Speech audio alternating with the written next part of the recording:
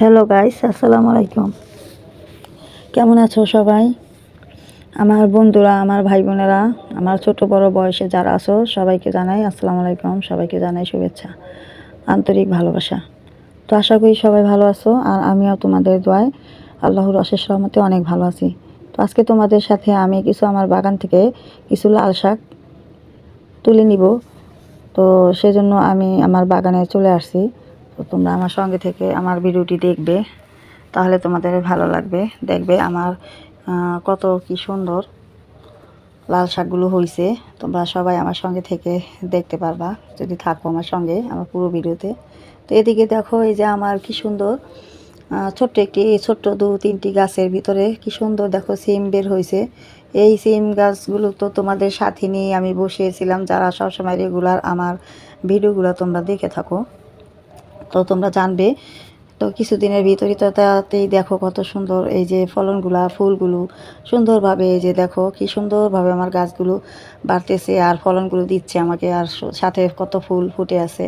আসলে এই গাছের যত্নগুলো আমি যেভাবে করেছি, তো একে একে করে তোমাদের প্রতিদিনই আমি দু একটা করে যখনই তোমাদের ভিডিও দিয়ে আমি বলে থাকি আমি কিভাবে করে এই যত্নগুলো গাছের নিয়ে থাকি। আর সিমগুলো দেখো এত সুন্দর, মানে আমি এর আগে কখনোই এই সিম গাছগুলো লাগাই নাই। তো এবার আমি নার্সারি থেকে এই গাছগুলো নিয়ে আসছিলাম। দেখো কি সুন্দর একটা কালার, অনেক সুন্দর, মানে ভালো লাগে খুব আর কি দেখতে। আর দেখো কতটুক মাটির ভিতরে আমি লাগিয়েছি এই সিম গাছগুলো, তাতেই এত ফুল এত ফলন। তো ভালো লাগে এরকম যদি ফুল ফলনটা যদি যত্নের পর আমরা পেয়ে যাই। তো এই হলো আর কি আমার সিম গাছের ব্যাপারে। তারপর তোমরা আমার সিম গাছগুলো দেখে নিতে পারো আমি কিভাবে এর যত্নগুলো, এর জন্য আমি আলাদা একটা ভিডিও তোমাদের জন্য আমি বানিয়েছি, তো তোমরা সেখানে দেখতে পারো। আর এই দেখো এত যত্নের পরও দেখো এই পাতাটা কিভাবে আমার খেয়ে নিছে। তো এই যে চলে আসলাম আমি আমার লাল শাকগুলো উঠানোর জন্য। দেখো কি সুন্দরভাবে আমার লাল শাকগুলো, এই যে আমি একটা চালের বস্তা, এখানে আমি কিছু লাল শাক ফেলেছিলাম, তো সেখান থেকেই প্রথম শুরু করলাম উঠানো। এর আগেও আমি এখান থেকে কিছু শাক খেয়েছিলাম, লাল শাক। তো যাই হোক, সেই ভিডিওটা তোমাদের দিইনি। আজকে আবার কিছু শাক তুলবো, তো ভাবলাম যে তোমাদের সাথে নিয়েই আমি এই শাকগুলো উঠাই।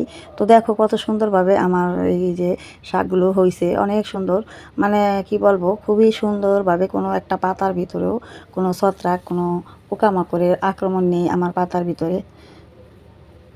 যতগুলো বিচি আমি এখানে ফেলেছিলাম তার প্রত্যেকটা বিচি আমার সুন্দরভাবে এখানে হয়েছে আমার এই বস্তাটার ভিতরে। দেখো কত সুন্দরভাবে উঠালাম। তো যাই হোক, ওগুলো একটু ছোট ছোট, আর যেগুলো একটু বড় বড় আমি সেগুলো বেছে বেছে উঠিয়ে নিলাম এখান থেকে। আর এদিকে আমার অন্যান্য গাছগুলো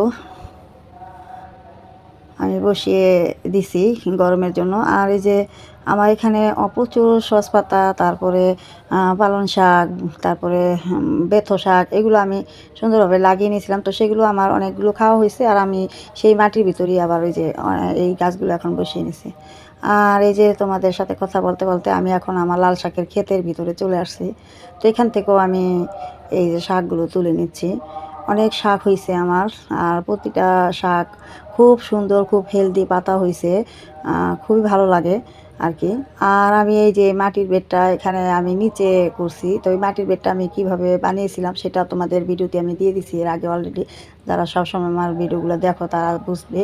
তো এখানে আমি এই যে দেখো এই মাটির চাষটা আমি যেভাবে করছি সেটা কিন্তু আমি সত্যি, মানে তোমাদের নিয়েই আমি করেছি, সেটা সত্যি আমি খুব ভালো একটি ফলন পেয়েছি আর কি এখান থেকে। এই আর কি, এটা একদম সত্য যে আমি খুবই ভালো একটা ফলন পেয়েছি। আর আমি কি ফলন পেলাম সেটা তো তোমাদের সাথে সবসময় আমি শেয়ার করি।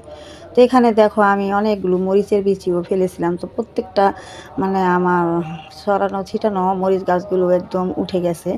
তো আমি একটু সাবধানেই দেখো আমি গাছগুলো তো শাকগুলো তুলতেছি, যাতে করে আমার মরিচ গাছগুলো উঠে না আসে। তো আমি একটু সাবধানে সবগুলো শাক তুলতেছি, যেগুলো একটু বড় বড় হয়েছে, আর ছোট ছোট যেগুলো সেগুলো আমি আসলে আমার এই ভিডিওটা অনেক দিন আগেই আমি এগুলা করে রেখেছিলাম তোমাদের সাথে, আর আমার দেওয়া হয় নাই। তো এখন কিন্তু এখানে আর এই শাকগুলো নেই, আমি বয়সটা অনেক পরে দিতেছি তোমাদের সাথে।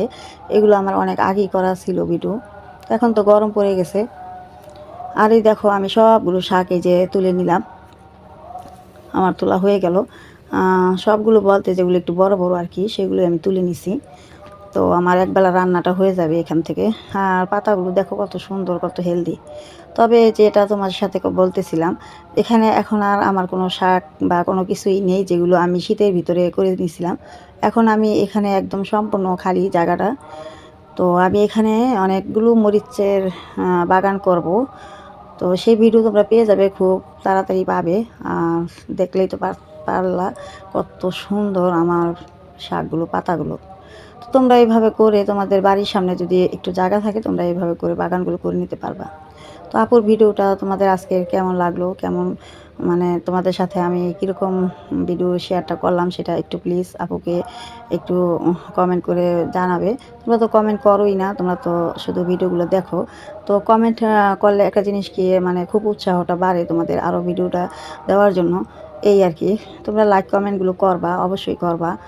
তোমাদের কাছে একটি অনুরোধ রইল, এটা যদি তোমরা করো তাহলে আমরা একটু নতুন যারা তারা খুব উৎসাহটা পায় আর কি। তো আপুকে ভালোবেসে একটি সাবস্ক্রাইব দিও। এর পরবর্তী ভিডিও আবার তোমাদের সামনে আমি তুলে ধরবো খুব তাড়াতাড়ি। তো ভালো থাকবে সবাই। আসসালামু আলাইকুম সবাইকে।